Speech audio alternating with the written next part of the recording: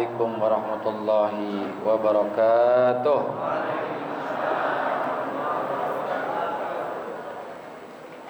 Al-Fatihah ila hadratin Nabi Muhammadin al-Mustafa Rasulillah sallallahu alaihi wa alihi wasallam li jami' arwahi walidina wa masyaikhina wa muallimina wa asatizina, khususan li muallifi hadzal kitab al-Imam Yahya bin Syaraf An-Nawawi, wa khususan li muassisi hadzal masjidi wal majlisi, anna Allah yaghfir lahum wa yarhamuhum wa yu'li darajatihim fil jannah wa yanfa'una bi asrarihim wa anwarihim wa ulumihim wa nafa'ati bid din wad dunya wal akhirah wa ila hadratin nabi syai'un lana wa lahum al-Fatihah.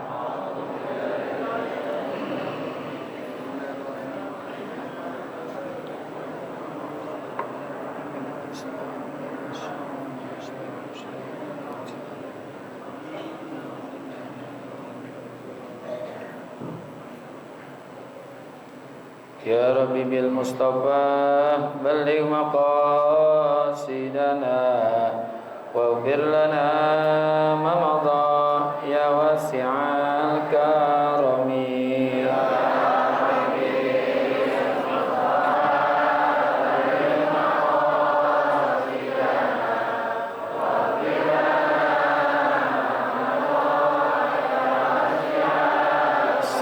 Min haramin lailan ila haramin kama saral badru fi dajim minaz zulami.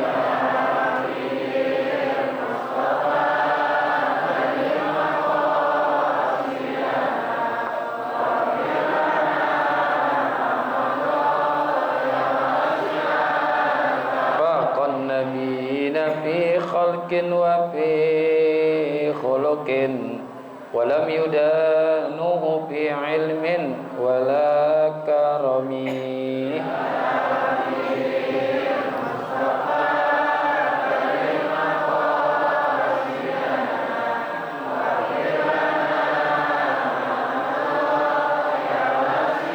Ya nafsu la taqnati min zallatin azumat, innal kabaira fil ghufrani kalamami.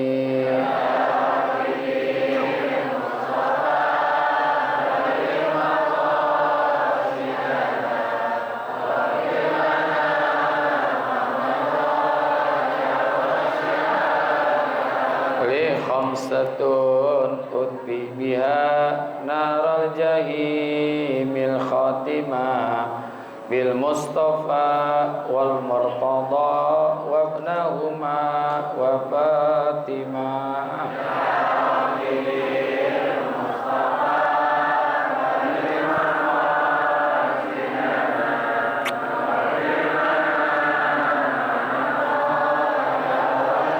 Ya Rabbi bil Mustafa balligh ziyaratana fil masjidin nabawi wal masjidil harami.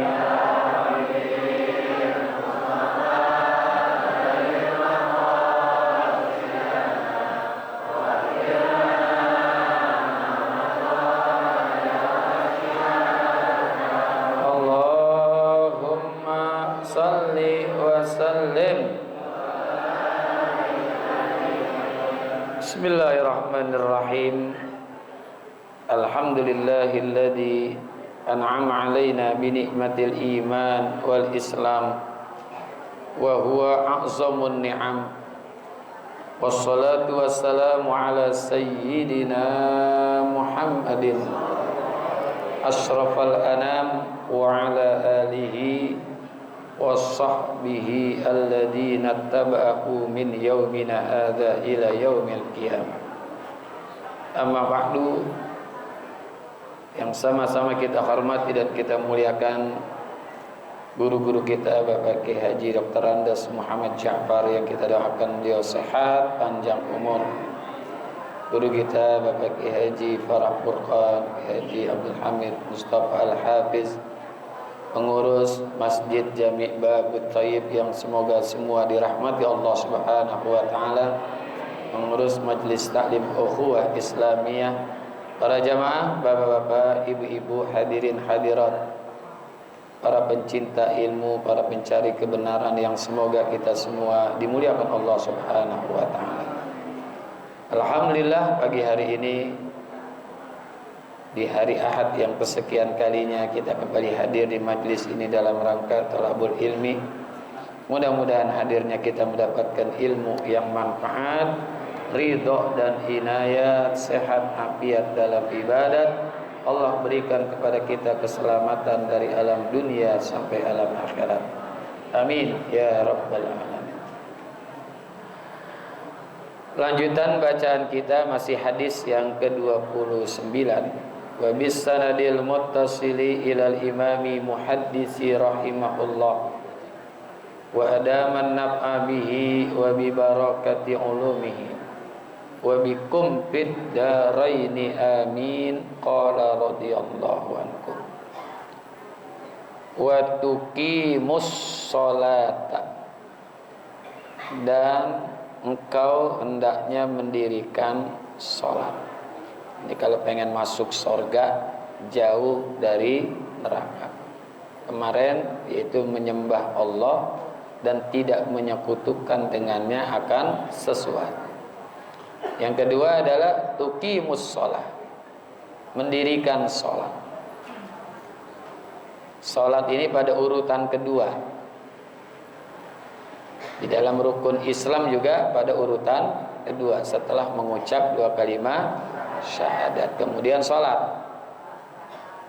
Karena sholat ini adalah perintah yang penting dari perintah-perintah yang penting. Kenapa perintahnya tidak di bumi?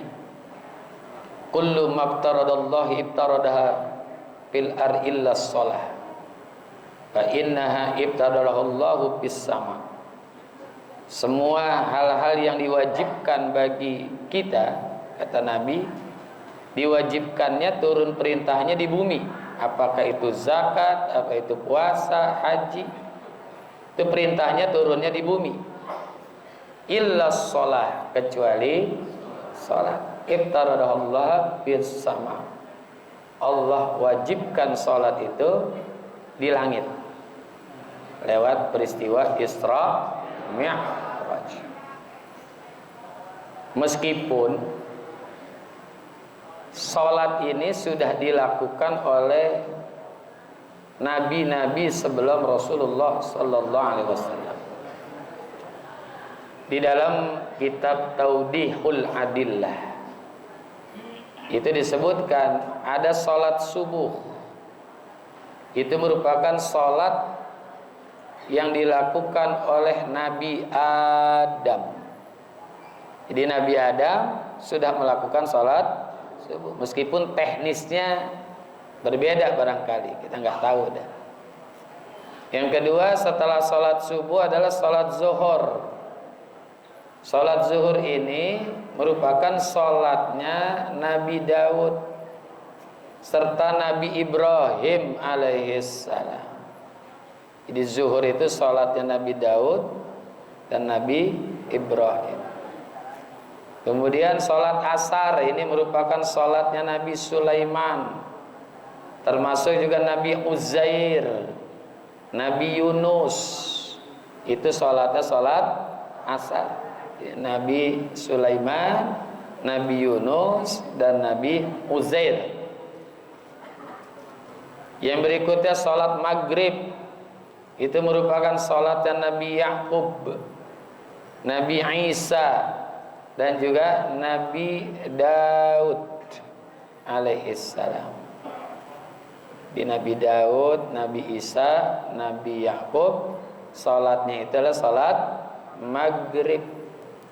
Kemudian sholat isya, ini merupakan sholatnya Nabi Yunus dan Nabi Musa alaihissalam. Jadi Nabi Yunus ada dua, ada sholat asar dan sholat isya. Nah, Rasulullah sallallahu alaihi wasallam ketika Isra dan Mi'raj itu menerima 5 salat ini. Meskipun awalnya kalau menurut sejarah itu salat itu bukan 5 waktu tapi 50 waktu. Berkat rahmat Allah dan cintanya Allah kepada Rasulullah dikasih pengurangan yang begitu sangat banyak. Dari 50 waktu jadi 5 waktu sholat saja. Memang kalau kita sholat 50 waktu, coba bayangin aja, sholat 50 waktu cuma 24 jam. Apa sempat kita nyari duit? Jangankan nyari duit, nggak sempat punya anak kita. Sholat melulu. Itu Allah kasih rahmat kepada Rasulullah dan umatnya, diturunin menjadi 5 waktu. Makanya Nabi pantas mengatakan ummati ummatun marhumah. Umatku itu adalah umat yang dikasih rahmat. Di salat ini perintah yang diperintahkan oleh Allah melalui peristiwa Isra Mi'raj. Kan besok tanggal 27 Rajab nih. Nah, makanya salat ini penting. Jangan pernah ditinggalkan. Orang-orang yang suka meninggalkan salat akan mendapatkan dampak negatif pada dirinya. Meskipun ada sebagian ulama mengatakan ini bukan hadis. Ya, tapi untuk lil fadhailil a'mal bolehlah, walaupun hadis itu hadis dhaif. Rasulullah sabdakan man tarakas sholatas subha falaisa fi wajhihi nurun. Siapa orang yang meninggalkan salat subuh, niscaya Allah akan hilangkan cahaya pada wajahnya. Jadi tidak ada air muka, tidak ada cahaya pada wajah. Makanya kalau pengen cakep, pengen enak dilihat, jangan tinggalin sholat subuh. Wa man tarakas sholataz zuhra falaisa fi rizqihi barakah. Siapa orang yang meninggalkan sholat zuhur, Allah hilangkan keberkahan rezekinya. Walaupun banyak dia punya rezeki, tapi kagak berkah. Harta, kesehatan, apa saja itu kan rezeki, tapi kurang berkah. Tidak digunakan untuk hal-hal yang manfaat. Yang ketiga, wa man tarakas sholatal asra falaisa fi jismihi quwwatun. Siapa orang yang meninggalkan sholat asar, maka hilang kekuatan pada tubuhnya. Tubuhnya gampang lemah, ya. Umur baru 20 tahun udah lemes bawaannya, kayak orang kagak makan 3 hari, ya. Ini jangan tinggalin sholat asar. Wa man tarakas sholatal maghriba falaisa fi auladihi samrotun. Siapa orang yang suka ninggalin sholat maghrib, maka anaknya itu tidak akan menjadi buah hati. Anaknya ngerongrong, nyusahin, ya, nggak akan menjadi buah hati. Samroh itu ada buah, mananya buah hati. Yang terakhir, wa man tarakas sholatal isya'a falaisa fi naumihi rahatun. Siapa orang yang meninggalkan salat isya, maka tidurnya tidak akan nyaman. Selalu gelisah. Tidurnya gelisah. Ini kan orang-orang ahli salat semua di sini kan? Makanya di majelis taklim juga sampai tidur, nyaman enggak?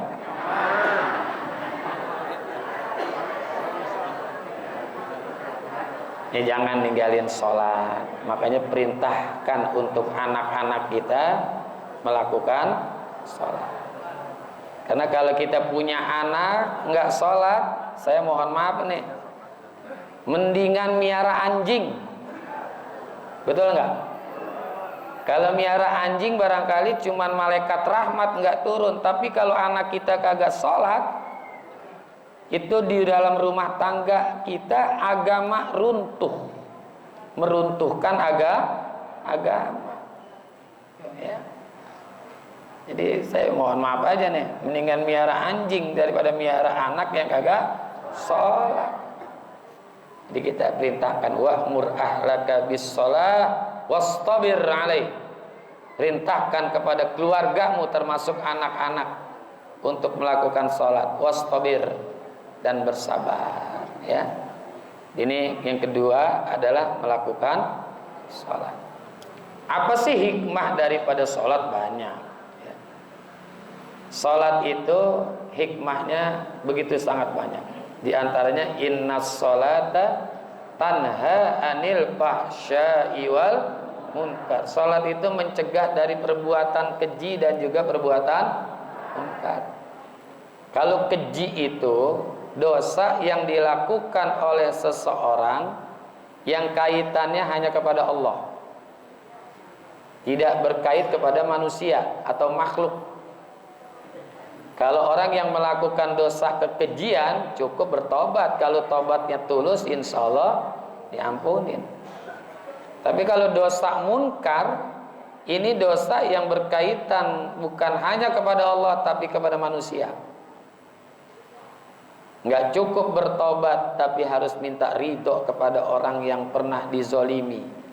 Kalau berbentuk hakul adami, kembaliin. Seperti mencuri, gosip, itu dosa-dosa munkar. Ini dengan sholat bisa nih. Asal akhlak-akhlak sholat itu dibawa keluar sholat.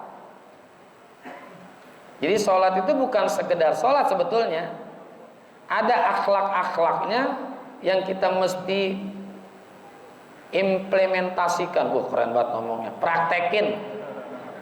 Dipraktekin di luar sholat. Ulama mengatakan ij'al dakhilas shalah kharijaha. Jadikanlah hal-hal yang ada di dalam sholat dibawa keluar sholat. Contoh kecil, kita ucapkan takbir Allahu Akbar. Karena sholat itu kan definisinya al-muftatahatun bit takbir wal muhtanahatun bit taslim. Yang dimulai dengan takbir, ditutup dengan salam. Kalau menurut lughah adalah ad-du'a. As-salatu ad-du'a. Salat itu adalah doa. Karena isinya banyak doanya. Nah, takbir saja itu kalau kita bawa keluar salat luar biasa.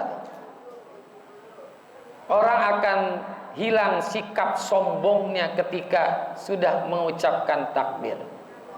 Karena sudah mengucapin takbir, masih wallahi asghar. Kalau sudah mengucapin takbir, semua yang selain Allah itu kecil.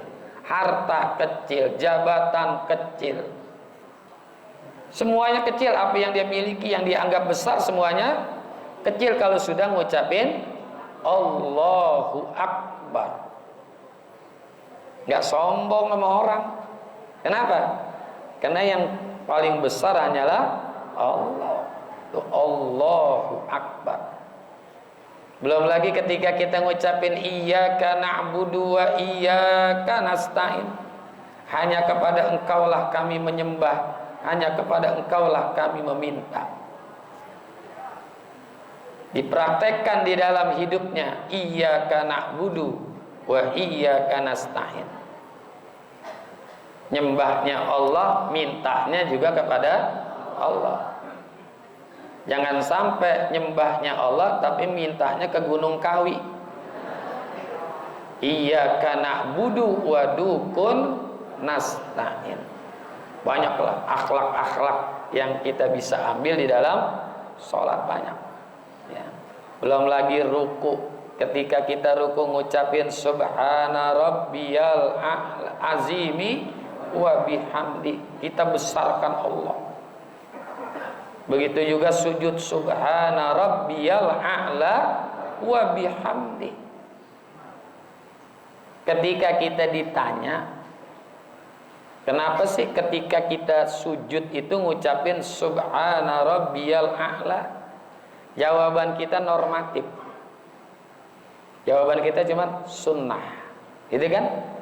Kenapa di dalam sholat itu ada sujud? Jawaban kita juga gampang. Ruknun min arkanis sholat. Salah satu rukun daripada rukun-rukun sholat. Padahal di dalam sholat itu ada hikmah. Kenapa kita sujud? Dan ketika kita sujud, ngucap subhana rabbiyal a'la. Nanti silakan buka Syekh Google al-YouTubi.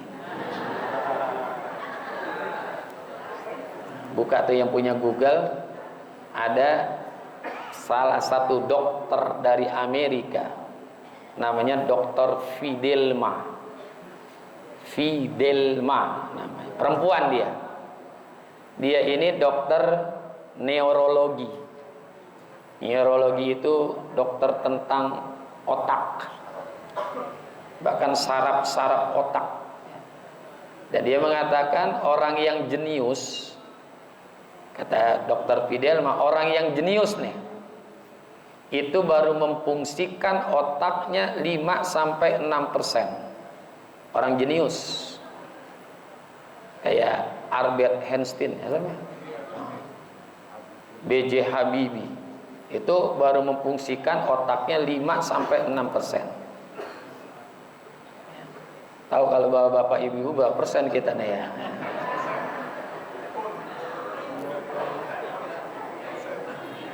Kalau ada orang mampu memfungsikan otaknya, jangan banyak-banyak, 50% saja digunakan tuh otaknya, difungsikan otaknya sampai 50%, itu orang bisa jadi Tuhan.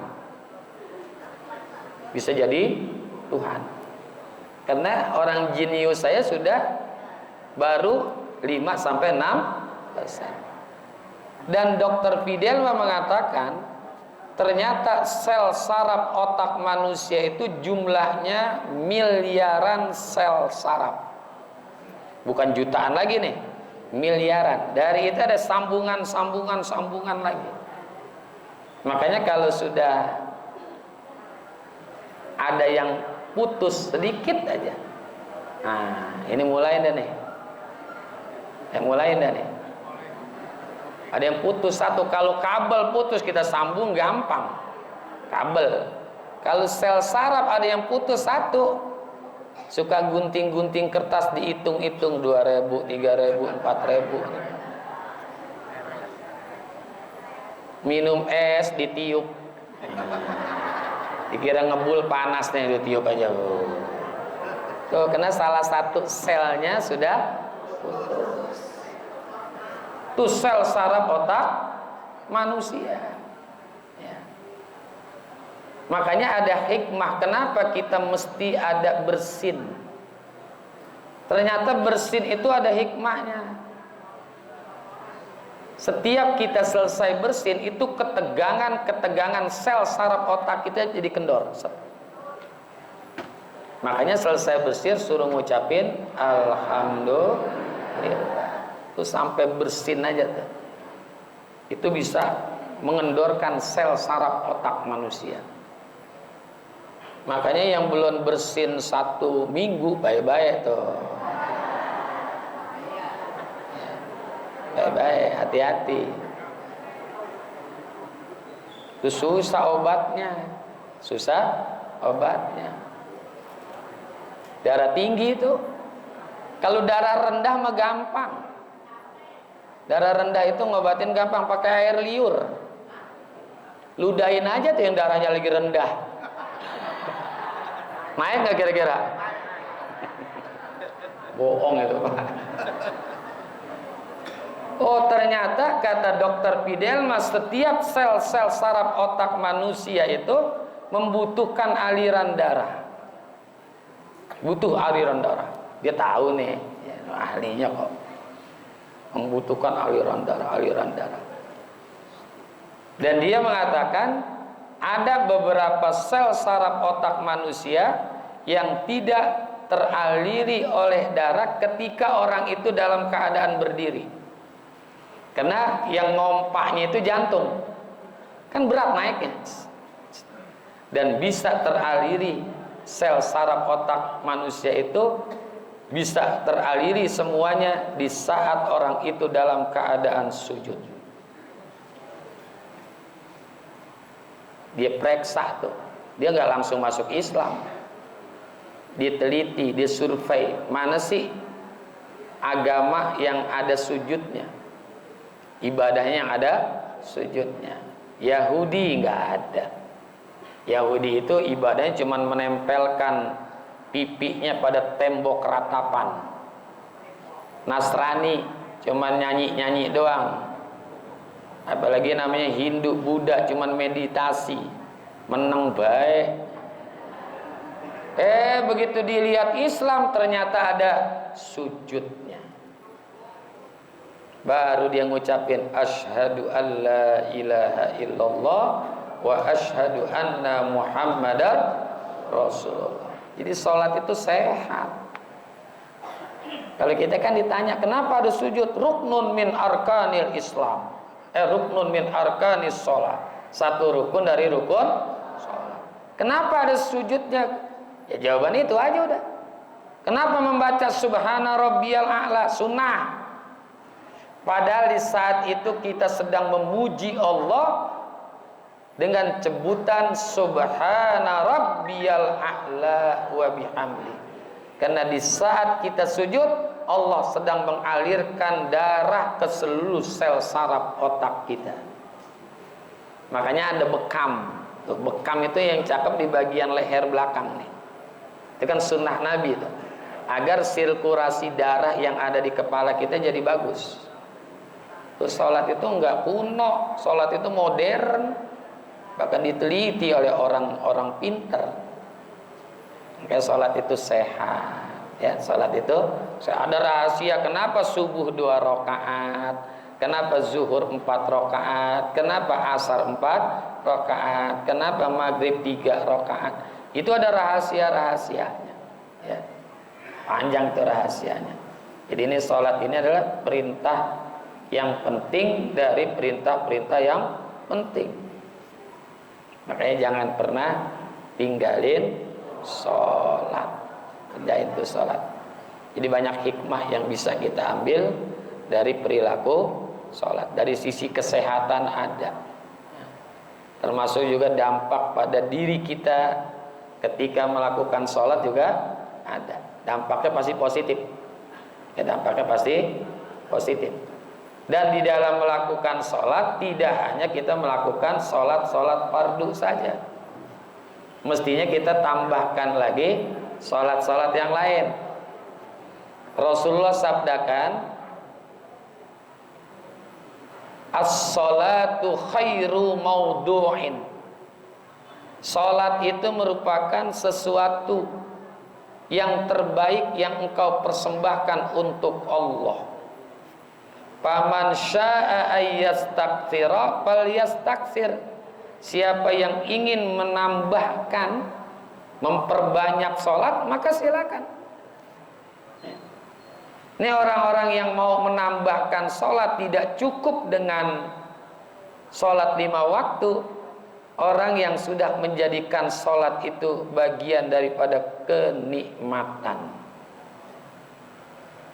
Dari mana nikmat? Hadis, as-sholatu rohatul mukmin. Sholat itu kesenangan, kenikmatan buat orang-orang yang beriman. Karena sudah merasa nikmat, nggak cukup sholat fardu, ditambah lagi dengan sholat sunnah. Kayak orang nih makan, di piringnya masih ada 2 atau 3 suap, dia nambah lagi. Ketika ditanya kenapa Pak nambah lagi, Masya Allah, saya makan nikmat banget. Saya makan nih, padahal di piringnya masih ada 2 atau 3 suap. dia udah nambah lagi. Kenapa? Makannya nikmat. Begitu juga sholat. Ya, begitu juga sholat. Kalau orang sudah merasakan nikmatnya sholat, maka nggak cukup sholat fardu, ditambah dengan sholat sunnah. Ya. Cuman kan kadang-kadang kita dalam urusan akhirat ini kurang mujahadah. Padahal kan manjahadu fina lanahdiyannahum subulana. Jadi harus ada mujahadah juga ibadah. Ada kesungguhan di dalam melakukan ibadah. Kalau dunia aja kita sungguh-sungguh, mujahadahnya tinggi. Pulang malam, Berangkat pagi, pulang sore, sungguh-sungguh. 6 jam kita sehari itu nyari dunia sehari. Begitu disuruh sholat 5 menit, capek. malas. Bahkan kalau dalam urusan dunia ada rencana, bikin daftar. Jangankan urusan dunia yang gede-gede, orang mancing aja tuh. Dari malam udah ada rencana. Nyewa perahunya berapa? Bawa makanan apa aja? Logistiknya. Iya. Umpannya apa aja? Masya Allah. Resikonya di laut ombak. Waduh, ombaknya kencang. Makanya Itu baru mancing tuh. Makanya nggak maju. Nah, kayak orang mancing nggak pernah maju. Kalau maju nyebur. Nih, jadi harus ada mujahadah di dalam melakukan sholat. Usahakan untuk khusyuk. Makanya khusyuk itu nggak bisa kita temukan di dalam arkanus sholat, nggak ada. Coba cari arkanus sholat dari kitab fikih yang mana aja, nggak ada. Di dalam arkanus sholat itu salah satunya khusyuk, nggak ada. Adanya di dalam ilmu tasawuf, khusyuk. Kita ini kadang-kadang kurang khusyuk di dalam sholat. Saya jujur aja khusyuk waktu takbir sama salam doang. Betul nggak? Iya, kita kurang khusyuk. Tapi kalau urusan dunia khusyuk mujahadahnya. Bahkan nonton bola supaya Indonesia menang, ada yang tahlil. Ada yang tahlil, saya lihat di TikTok tuh. Ya Allah, mau nonton bola supaya Indonesia menang, tahlilan. Itu saking sungguh-sungguhnya dalam urusan dunia. Sholat mestinya kita sungguh-sungguh supaya khusyuk. Ya meskipun khusyuk itu tidak masuk dalam rukun, nggak masuk, tapi berusaha untuk khusyuk. Nonton bola khusyuk banget. Betul nggak? Nonton bola khusyuk. Coba lagi nonton bola asik-asik, ada tamu, ngomong nggak? Ya ada tamu lagi. Nah, mestinya kita sholat usahakan khusyuk. Memang berat. Khusyuk itu berat. Nah, kalau orang yang sudah merasakan nikmatnya sholat, insya Allah bisa khusyuk.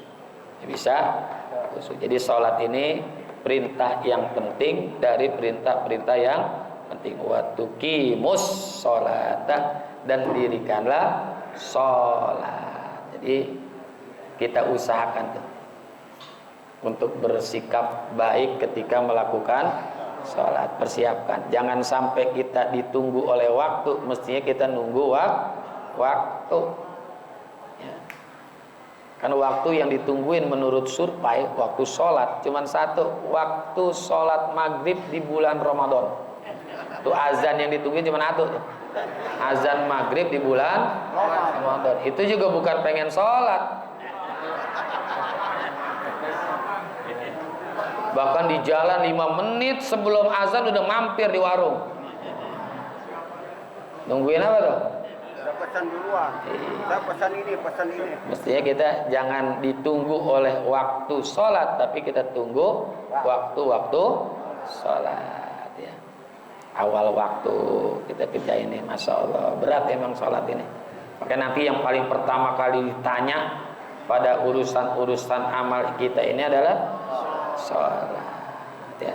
Kita akan naik nanti. As-sholatu mi'rajul mu'min. Sholat itu mi'rajnya orang-orang yang beriman. Wa tu'tiz zakata Wallahu a'lam bishawab. Terima kasih, mohon maaf. Wassalamualaikum warahmatullahi wabarakatuh.